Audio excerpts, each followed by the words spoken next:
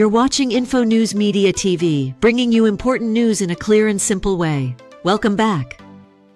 Today we're diving into a lesser-known side of Roskilde Festival, the hardworking bottle collectors who keep the festival clean and sustainable, but often go unnoticed. Italian film student uncovers hidden workforce at Roskilde Festival.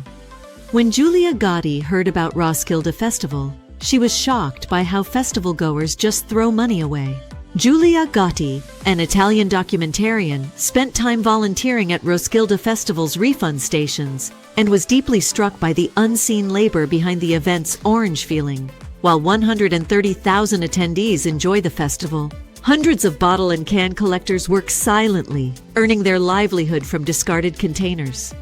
I wanted to choose something that would give me a unique experience. It had to be something integrated with the festival, says Giulia Gotti. She chose to work on a project connected to the festival's bottle and can refund system. Through this, she came into close contact with the many collectors who tirelessly roam the festival grounds searching for valuable bottles and cans. This experience opened her eyes in many ways, insights she now wants to share with the rest of the world.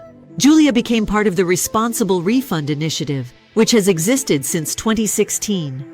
The goal is to build stronger relationships between collectors, the festival itself, and its guests.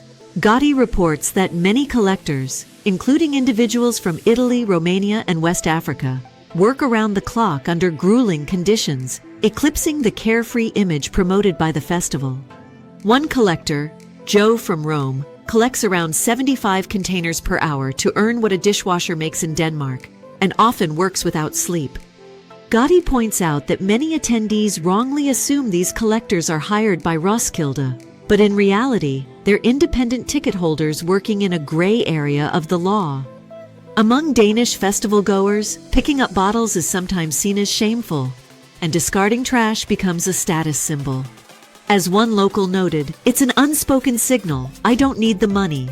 Giulia Gotti describes how the collectors often work long hours and under tough conditions to earn their living at the festival. Despite their important role, many festival goers barely notice them. She explains, they move quietly through the crowds, collecting bottles and cans, but most people don't see them. They remain invisible, even though they're part of the festival's heartbeat. Giulia Gotti's experience at Roskilde Festival inspired an article that was published across several European media outlets, including Eurozine.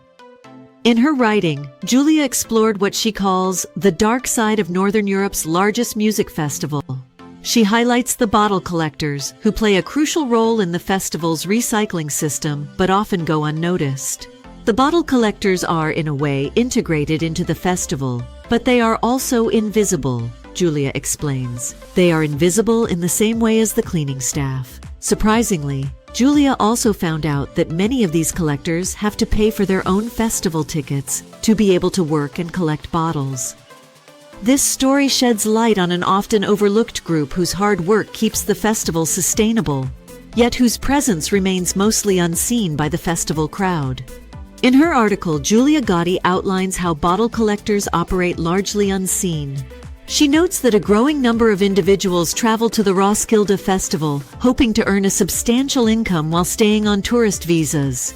Based on extensive interviews with bottle collectors, she confirms that this is by no means an easy occupation.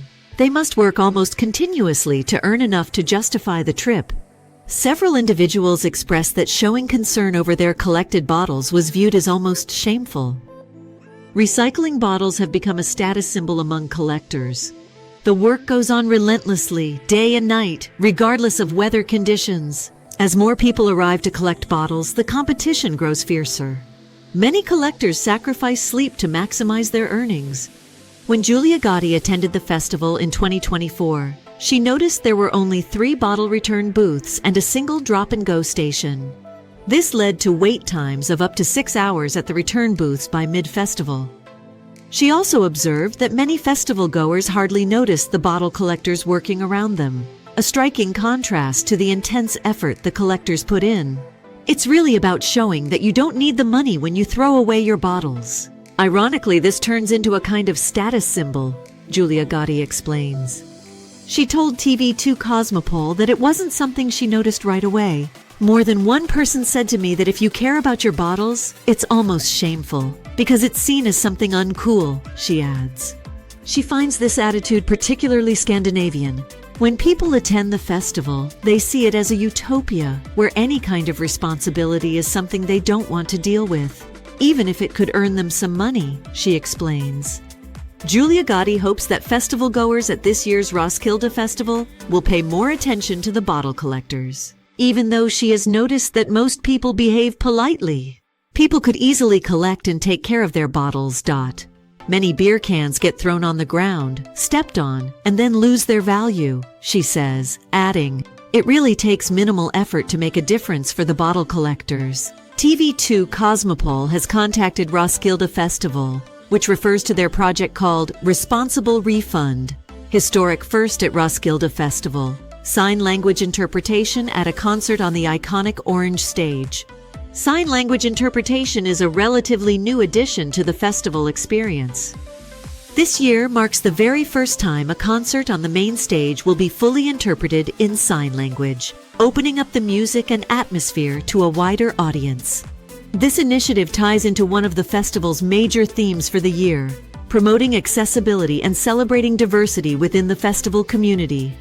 Sina Lopdrup, CEO of Roskilde Festival, explains that these efforts reflect the festival's commitment to making the event more inclusive for everyone. Thanks for watching. If you enjoyed this update, be sure to like, share, and subscribe to InfoNews Media TV for more news and stories. See you at the next one.